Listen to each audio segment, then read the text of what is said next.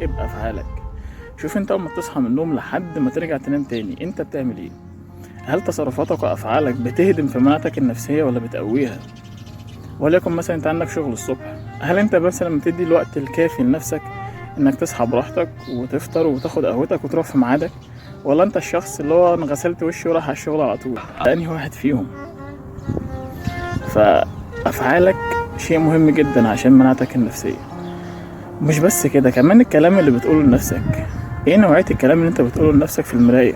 هل انت مثلا عندك شغل او عندك اجتماع، فهل حابب تقول فكرتك ووجهة نظرك، ولا انت يا عم كبر دماغك كده كده مش هياخدوا بيها؟ انت انهي شخص فيهم؟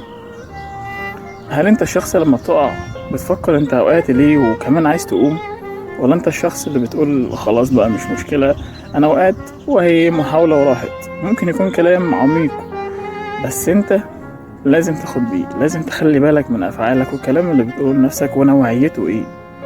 هل انت شخص بتحفز نفسك عشان تقوي نفسك وتحمي نفسك اكتر وتواجه تحديات الحياة، ولا انت شخص بتهبط نفسك بنفسك ومش فارق معاك؟ انت انهي شخص فيهم؟